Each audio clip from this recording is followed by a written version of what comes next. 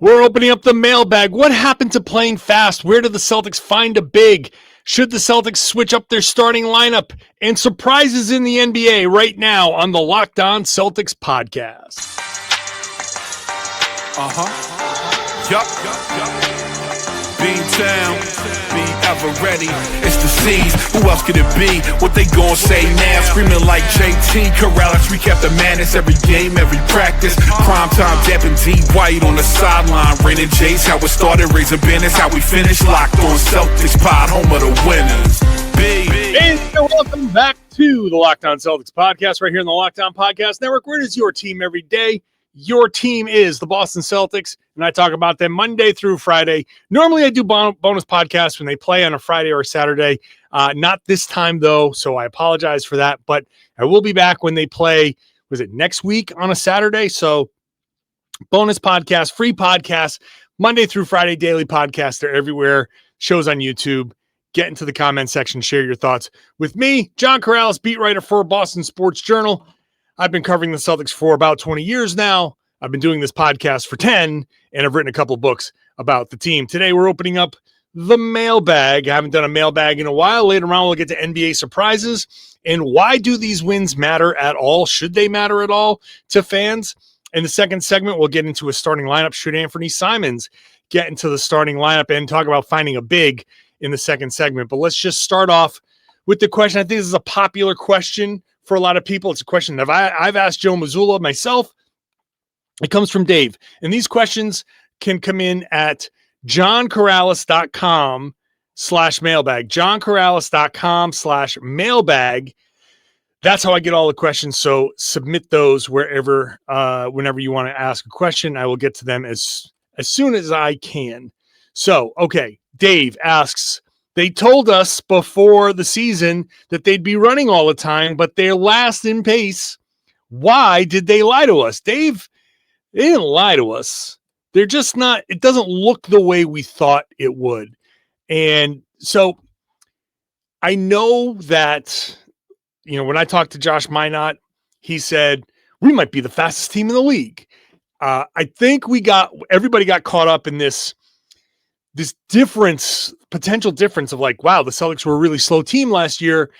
And maybe they can be like this super fast team. I think we all loved the idea of such a stark difference. And training camp was all about running up and down the floor and working. And Joe really pushed these guys hard. Everybody to a man was like, this is a very difficult training camp. And it's all true. I think reality hit them in the face a little bit. And first of all, you need to rebound. You can't just get steals and run off of those. They do get steals and they do run off of those. The Celtics have increased their transition opportunities. That's absolutely true. They have played faster in that regard. They can't force turnovers on every possession. They have to get stops, and then they have to clear those rebounds when you get the stops. And that's part of the problem. You're not clearing away rebounds when you get some of those stops. So that holds them back. We've talked about this, talked about it yesterday, talked about it over the weekend. Jaylen Brown, I think, got a little dose of reality. Like, oh my God, this is a lot more work than I thought it was going to be. Being the main option, it wasn't just about getting the ball, pushing it up, getting into transition, laying it up, get back, play your defense. There's, when you're taking the ball out of the basket, when you have to play not just 20 seconds of defense, then they get the rebound and it's not a putback. You can go play another 10 seconds. You're playing more defense than the other team, generally speaking. That takes a lot out of you. And then Jaylen has to come down and be the primary option where everybody's trying to stop him, and that he isn't playing as fast as I think he thought he would. And I understand that. When you know that you're going to come on down and, oh God, I got 2-3 guys trying to stop me, but maybe it's Derek is cold and Payton is cold, or just the way the offense is playing, the way it's running, it's you have to be the one that takes this shot. It it wears on you, and you are going to walk the ball up a little bit more when you have to do all of that work. So that's all part of it. And then on top of that, there's less talent on this team. So I just wrote on Boston Sports Journal a whole big video breakdown because at practice on Thursday, they were talking about there's a lot of layers to the offense now, and they have been running a lot more intricate sets. Well, when you're in the half court and you're running an offense that includes Jordan Walsh and maybe Josh Minot, maybe, just guys that you can help off of, right? Like the Celtics over the past couple of years, you couldn't help off of anybody. Now you can help off of guys. You can send more help towards Pritchard and White and Brown. And so it's not just, hey, let's run a pick and roll. Because if you run a pick and roll, they're just going to get blitzed. And that could end up being like a turnover. The Celtics are great protecting the ball, but if you're constantly getting blitzed, then you don't want to turn the ball over. You have to get a little bit more creative in how you run your offense, and so that plays into some of the playing slower in terms of possessions and pace, in terms of how many possessions you get per 48 minutes. Where the Celtics are at 96 and change, so they're averaging less than 100 possessions per game. They're one of few teams that are averaging less than 100 possessions per game right now. The whole league is playing fast. So, and that's also part of it, that they don't look like they're playing as fast relative to everybody else. They're not running teams out of the gym because everybody's running right now. But back to the point about the half-court offense, they are playing with pace and tempo. They are moving the ball and cutting and doing a lot of things, but it's taking 15 to 20 seconds to get some of these sets, to run some of these sets. And on top of that, you've played Orlando a couple of times. They're a slow team. You've played the Clippers. They're a slow team. There are some slow teams that make it difficult for the Celtics to pump up their own pace. So many different factors that go into this. Bottom line is, maybe we shouldn't have expected the super fast, up and down, flying like the 60s Celtics, where you're putting up 160 points and you're getting, 110, 120 field goal attempts. They don't always have that opportunity. They have had some games where they put up over 100 shots, which is great. I love when they put up more than 100 shots. That's such a great number for them. It's just hard to do. So I think now 15 games into the season, maybe we should reset our expectations about, it's not about playing fast in terms of running up and down the floor and like 7 seconds or less type of offense. Like they're not Mike D'Antoni's Suns. They are a different team with some ISO guys and fewer guys that demand a defensive attention. And so Jaylen, and to a degree, Payton Pritchard, Derek White, they all have to work harder. They're not built to rebound as well as they need to rebound, and that has to be a problem that they fix. But that's slowing things down. There are a lot of factors slowing them down. But they are playing with decent tempo for a lot of the game, and they are forcing a lot of turnovers, and they are doing other things. They are crashing, and they are a top 10 offense right now. So we need to be the ones, I think, to reset our expectations. It's not the Celtics that need to play even faster, although they will naturally play faster when they can rebound better. And that's like the number one thing. If they can start rebounding better, they will naturally start playing faster because their first shot defense is pretty good. But they're not going to materially change their offense to play like the Miami Heat, right? Or the Chicago Bulls. They're going to be who they are, and they're going to be at the bottom of the league in pace. And that's just, I think we have to accept that. It's not the Celtics that are going to change because there's not much to change. What can you change? So it's more about just executing better than it is about running up and down the floor a little bit more. So we'll come back and talk about a potential trade target. Where do the Celtics find their next big? There are names that are being bandied about. I'm going to throw out one that I don't know. I'm just going to take a wild stab at it. That's coming up next. Today's show is brought to you by Quo.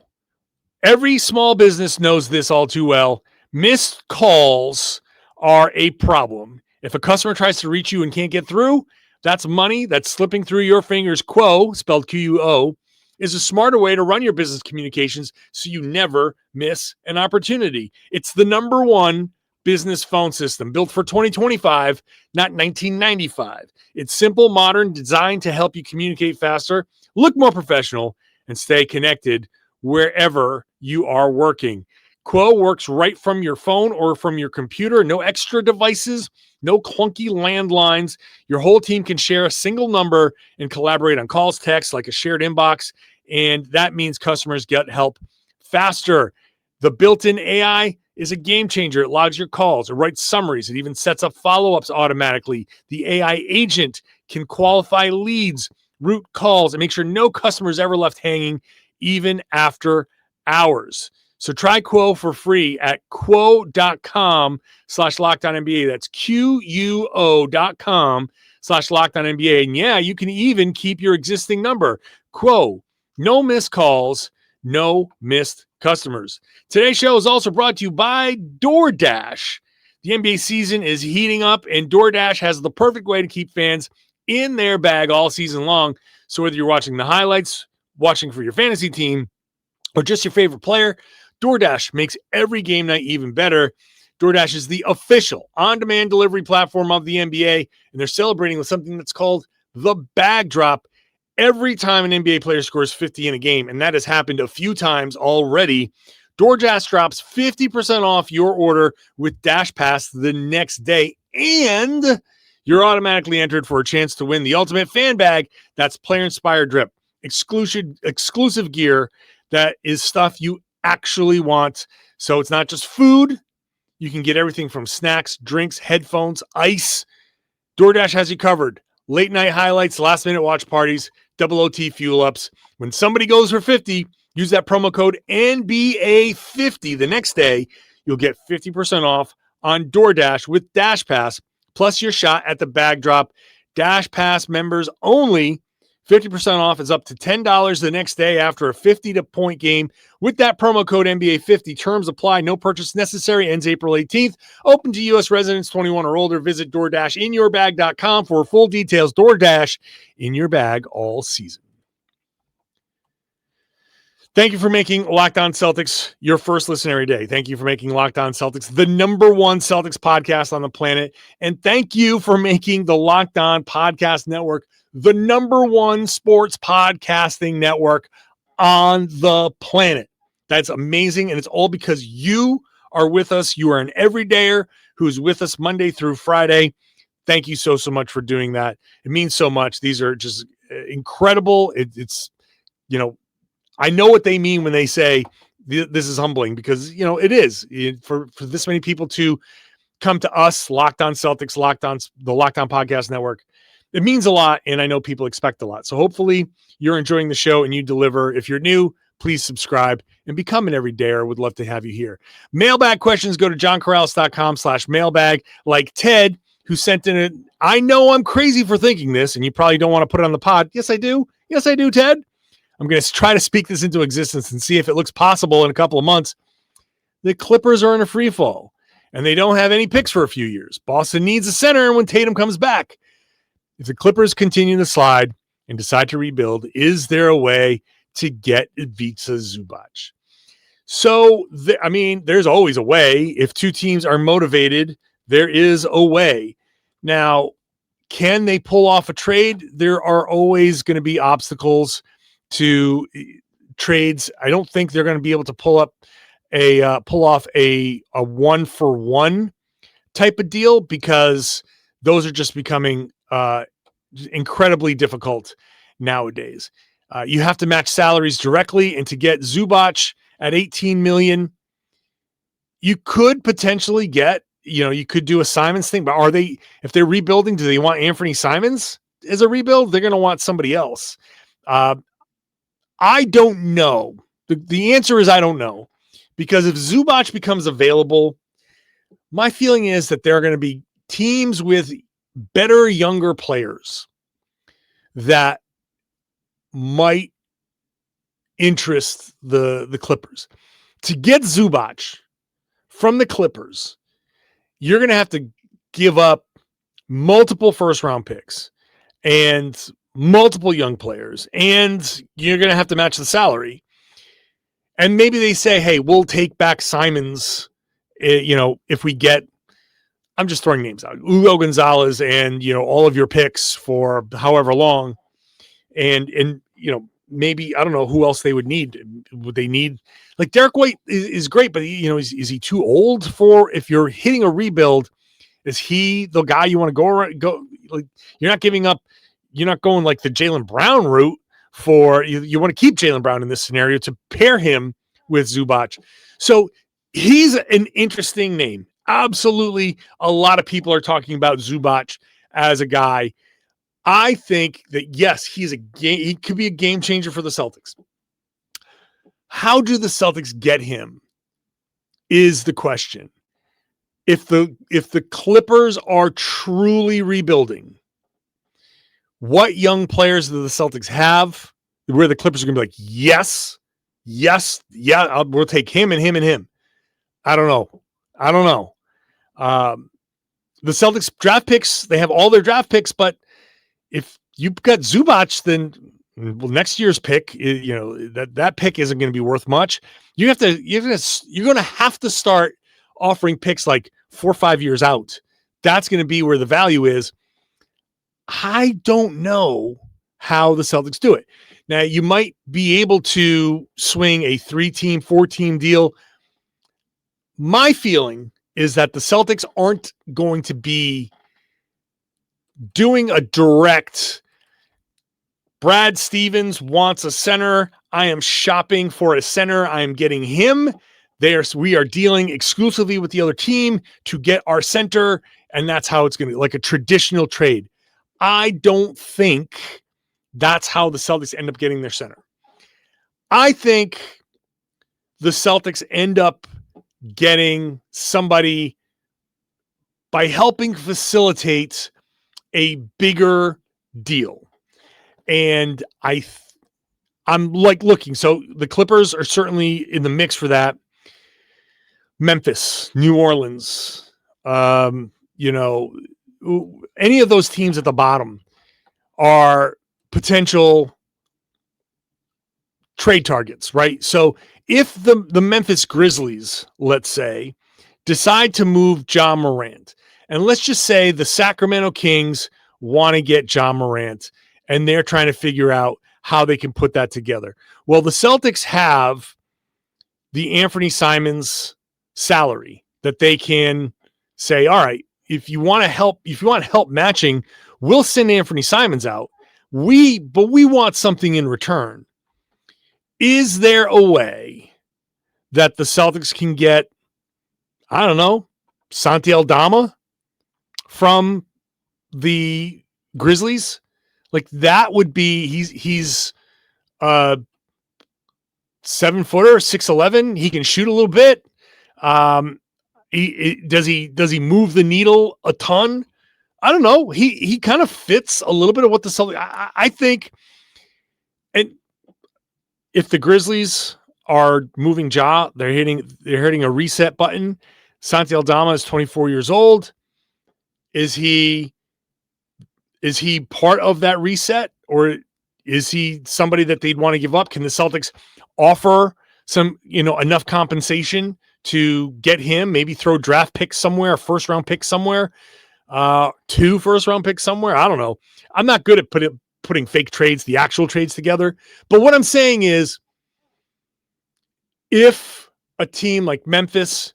Look at like Memphis, Milwaukee, Atlanta, New Orleans, Sacramento. Look down these rosters of teams blowing it up. And I know it's exactly what was happening with the Zubac thing. But my feeling with the Zubac thing is that you're moving Zubac for something like he's the prime guy. My point is the Celtics, I don't think they're going to trade for the prime guy getting moved. I think they'll be getting an ancillary piece. Can they find a big somewhere in that ancillary piece situation? And so that's why I've kind of like, I'm not targeting Santi Aldama. I'm not saying that it's possible. I'm not saying that I think it should happen or could happen. I'm just throwing a name out there on a team with a star that can get traded. And that's a center where if the Celtics say, we can help facilitate this, how can we end up getting Santi Aldama out of this deal? Or somebody like that. That's how I think the Celtics get a center. That's how I think they get their guy. Chris asks, I wonder what you think about switching Simons and Pritchard in the starting lineup. We know Pritchard thrived as a sixth man last year, Simons as a starter. Just wondering if we could shake things up for them in a good way. So I have thought about this a lot, and I do think that there's a lot of merit to this. One thing that I believe now is that there was no way while Pritchard was struggling that this was going to happen. People were suggesting this before because the narrative was becoming, well, Pritchard can't be a starter. Look at how much he's struggling with this. He's not a starter. He's a sixth man. He's struggling against first teams, first units. I think Joe Mazzulla loves Payton Pritchard, and I don't think he would do him like that. Pritchard is starting to come around. I think let this go for a couple more weeks. Let Pritchard really come around, right? See if Pritchard can really go on a little bit of a heater and have all of that he's not a starter talk go away. And then once that goes away and people just accept like, no, you know what? He was just a little cold to start the season. He can be a starter. That's when you make the switch. That's when you say, okay, now that he's proven that he can be a starter, now you can be like, okay, now Payton goes to the bench because this is just a basketball move now. I'm not benching Pritchard. I'm actually doing something that helps the team because Anfernee Simons would be more comfortable. And Pritchard, who has established that he's a starter now, can say like, hey, I'm just doing the right thing. Pritchard comes off as the hero a little bit because he'll go back to his starting role, even though that might be a role where he's even better. So I like the idea. I have always liked the idea of starting Anfernee Simons. I think getting him going early when Jaylen sits, Simons can kind of take over that role. I just like him finding his way a little bit more. Pritchard does know how to come off the bench. And so let Pritchard just reestablish himself. Let him erase all of that he's not a starter talk. And once that happens, then we can make this switch. All right, let's come back. We'll wrap up the show. We'll talk about surprises. We'll talk about why do these wins matter? Should they even matter? All of that is coming up next. Today's show is brought to you by Prize Picks. This, you and I, we make decisions every day, but on Prize Picks, you can get paid for being right, which is nice. They pay me either way on this podcast. So this is good that, Prize Picks will pay you for being right.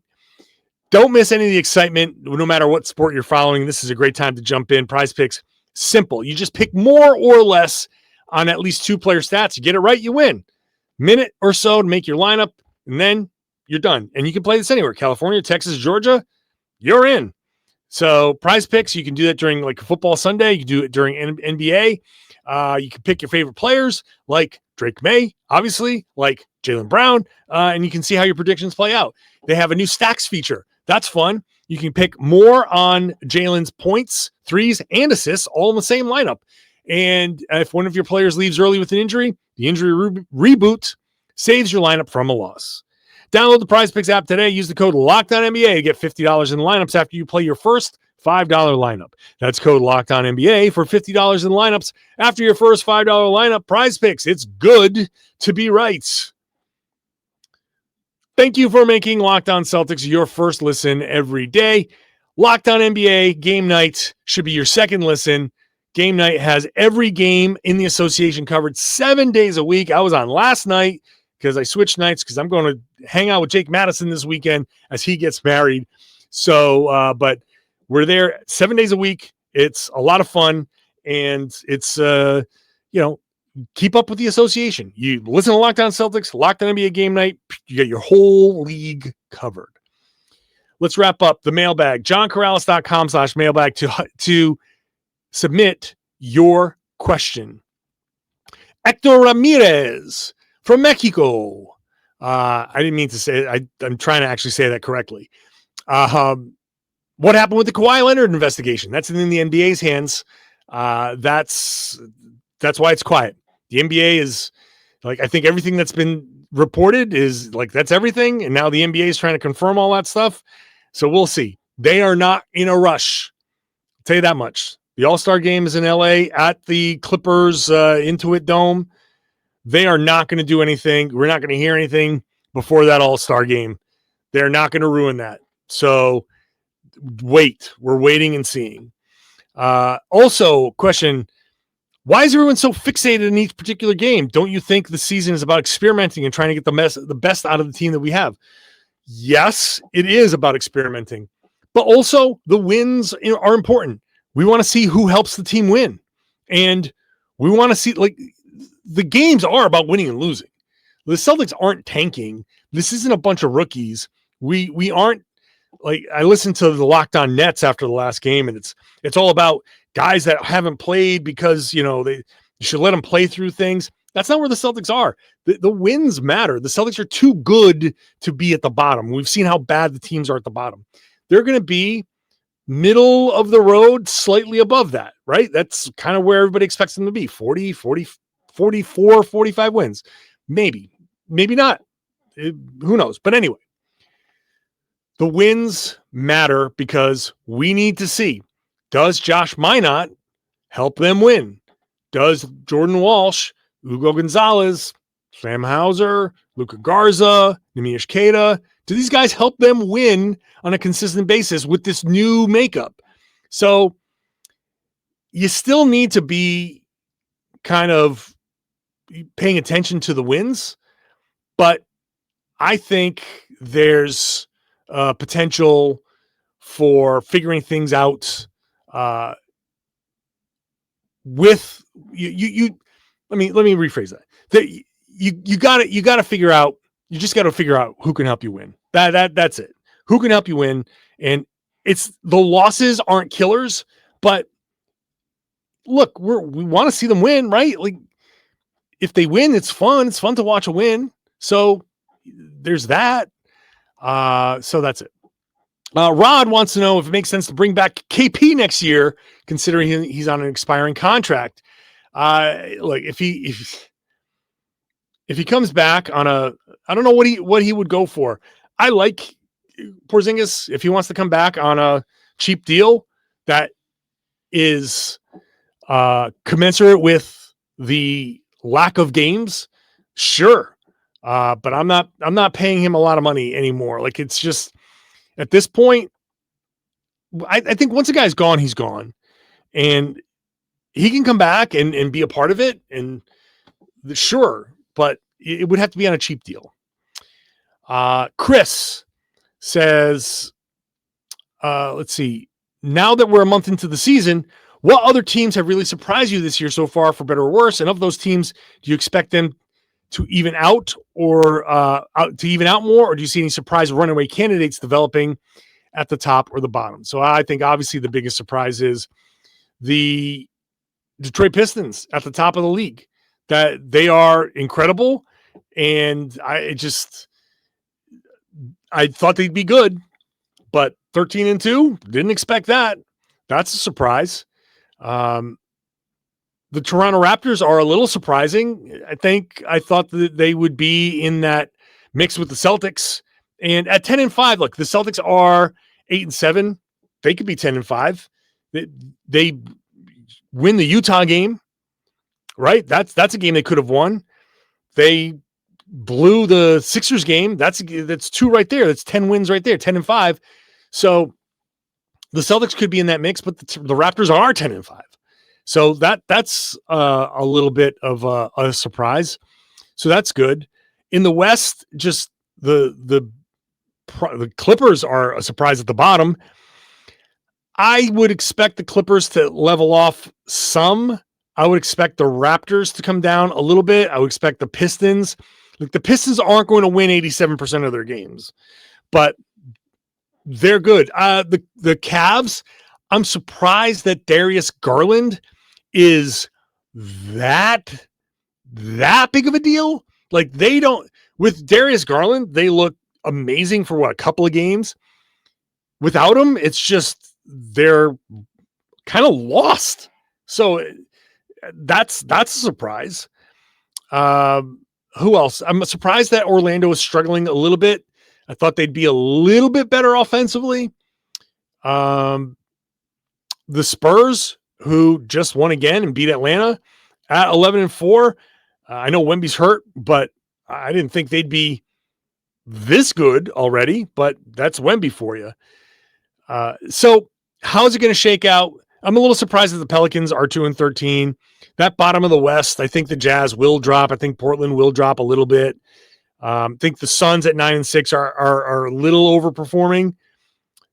So I think the bottom will be a little bit more of the expected. Like, the Clippers will climb, but I don't know how much they'll climb. The Pelicans, the Kings will be down there. The Jazz will drop. They'll find a way to drop, no doubt about it. They don't want to be 5-9 is like surprising. They're the 10th seed, but they don't want to be there. So yeah. And then that's about it. Those are my surprises up and down. Ted says, oh, wait, nope. That's the same thing. Sorry. Ted already asked this question. All right. Well, that's it. So thank you. I'll wrap it up there. Those are my NBA surprises. And yeah, thank you. JohnKaralis.com. Sorry, I had another question here, but it was Ted's question from before. So I had another question that I was going to get to, but nope. I copied one over twice. And so that means I'm wrapping up the show, which is good because we're 33 minutes into the show, and that's the right time to end it. Thank you so much. This is just a smooth finish, man. This is landing the plane.